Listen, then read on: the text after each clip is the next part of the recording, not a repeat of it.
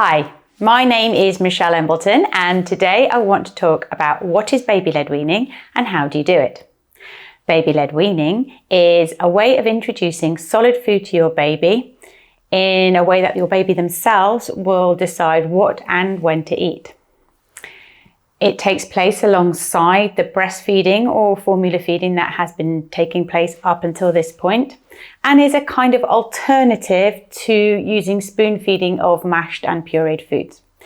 In this video, I want to talk about what exactly is baby-led weaning and when can you start doing it, how do you do it, what are some of the advantages and disadvantages of introducing foods in this way to your baby, and then share some advice on how to make it successful. I'm going to finish by looking at some of the most frequently asked questions from our users and answer them for you. Baby-led weaning is a way of introducing solid food to your baby so that your baby themselves is the one who feeds themselves. You need to introduce solid foods in a shape, texture, consistency that the baby can pick up themselves and feed themselves without you intervening in this process. In this way, the baby themselves decides what they will eat, how much to eat, and how they will eat it. Up until the point when you decide to start giving solid foods to your baby, you will have been exclusively breastfeeding or perhaps formula feeding, and the baby-led weaning should take place alongside the breastfeeding or formula feeding. Another characteristic of baby-led weaning is that the baby will sit with the family when it is time to eat and feed themselves as the family are eating. And in this way, copy good habits from a very early age. The World Health Organization recommends exclusive breastfeeding up to the age of 6 months of life. You may have been formula feeding instead of breastfeeding, and it's the same thing. Up to 6 months of life, the milk should be the primary source of food. After this age, you may see signs that your baby is ready to start on solid foods. And these include things such as the baby being able to sit upright unsupported. They may start grabbing things and bringing them to the mouth themselves. They have lost their extrusion reflex, which is the tongue reflex whereby they push food out of their mouth. They may also have started to show an interest in your food and indeed try and grab it from you when you are eating in the presence of your baby. As always, do follow the advice of your pediatrician if they have any special recommendations for you. Once your baby reaches 6 months old and shows the signs of being ready to take solids, baby-led weaning can start. To do this, you choose the foods you want to introduce to your baby, which are usually foods you will be eating yourself in that mealtime, and you can prepare them in a way that the baby can pick them up themselves and bring them to their mouth to eat. For example, cut into long strips. An example that comes to mind is a strip of carrot lightly cooked so that it doesn't disintegrate when the baby picks it up, but is soft enough that the baby can chew it. Don't forget, at this age, the baby may not have any teeth or may have just started to have their teeth erupt. Don't worry, the baby will eat quite well with its gums, tongue and soft palate, but you need to bear this in mind when you are preparing the food that teeth may not be present. You may need to try different cooking times and textures to find what works for you and your baby. This could be a process of trial and error. But usually if you pick it up in your own hand and it doesn't squish too easily, it's a sign it will be just right for your baby. When thinking about foods to introduce, what you should do is introduce one food at a time in case of any allergic reactions. You can introduce this food in the morning ideally and for 3 consecutive days to see if there's any reaction. By introducing it in the morning, you have the whole day to see if there was any allergic reaction of any kind. And one more thing is to remember that when your baby starts on solid foods, you should always offer them water as well. This can be done with a sippy cup you can pick up with 2 hands. When we think about what foods to give the baby, there aren't any rules of what foods to introduce first, as the baby themselves should be eating what you are eating in that meal, albeit maybe prepared in a way that the baby can manage themselves. Good foods to start with are soft cooked vegetables, carrots and broccoli, perhaps potato, soft fruits such as watermelon, ripe mango, You can give them well-cooked meat. You may want to do this in the form of ground meat, perhaps made into a hamburger, in which case they can pick it up and eat it. You can give eggs. If you do give eggs, make sure they're cut up into reasonable sized pieces and that the yolk is thoroughly cooked. You can give fish, but do make sure there are no bones in the fish. And there are certain types of fish that you shouldn't give, which I'll cover in a minute. Pulses, lentils, chickpeas are all great foods to try. And you can also make these into patties for them in which your baby can pick up. Or perhaps indeed turn them into hummus in which your baby could dip some bread in and eat in that way. And finally, of course, cereals, rice and pasta are all good foods that you can give to your baby. Foods you shouldn't give are foods such as whole nuts. You can give ground nuts, but do be careful with whole nuts because of the choking hazard. Likewise, foods with an oval or round shape such as Frankfurter sausages or grapes or cherry tomatoes or olives.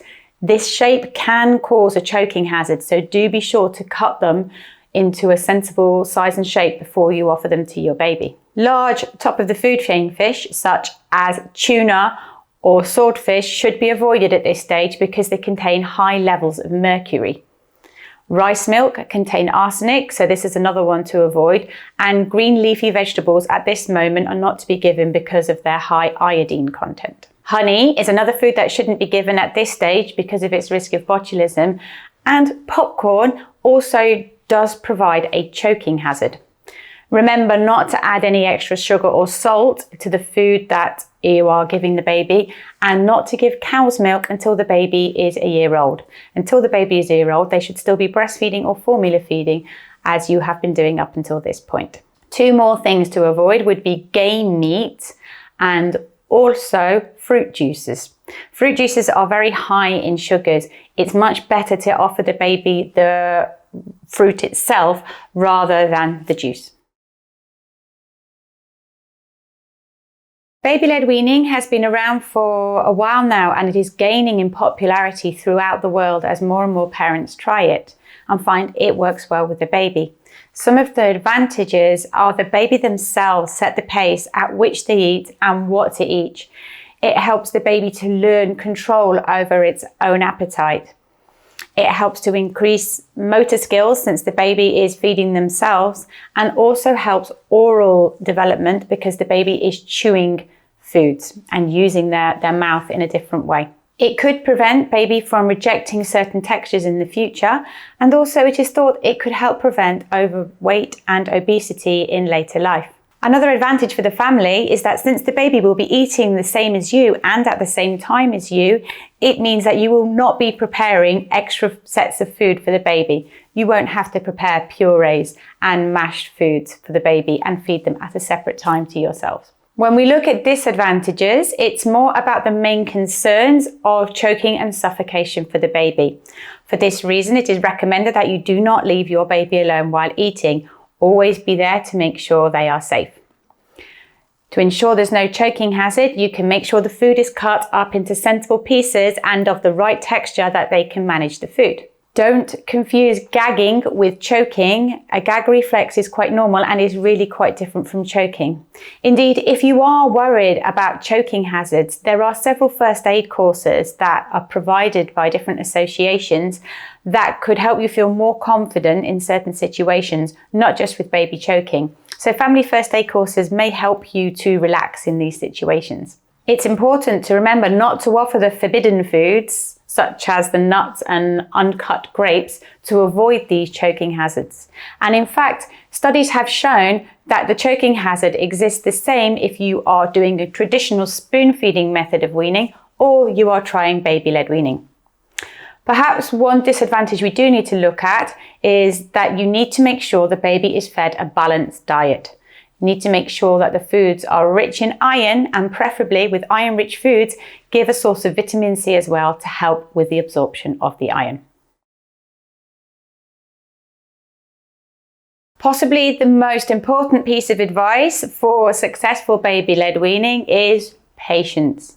When you start this process, it is more likely that the baby will see it as a game rather than feeding. This is totally normal, and you need to relax and allow your baby to experiment with their food.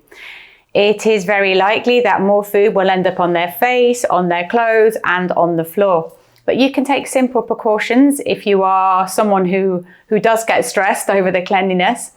And there are many plastic mats you can put beneath a high chair, a change of old clothes before feeding. You can get lots of bibs that cover the baby. And also do refrain from cleaning the baby's face between feeding. You need to make sure the baby feels as relaxed as possible while she or he is feeding. Another concern is that the baby doesn't eat enough. Well, to start with, the baby really will eat very little food, but it doesn't matter because the main source of nutrition at the start of the process is the breastfeeding or the formula feeding that you have been doing up until this point. Gradually, as the months go by, the baby will learn to eat more and will feed less on milk. When we do things on a demand process, the baby will adjust their appetite to the foods and the milk that they require. Now I'd like to look at some of the most frequently asked questions from our users and answer them for you. Can all babies do baby-led weaning? Well, basically, yes. Nearly all babies can try the baby-led weaning method of introducing solids, providing the correct information is provided and safety precautions are taken. If your baby has had failure to thrive and is perhaps underweight, you may want to check with your paediatrician beforehand.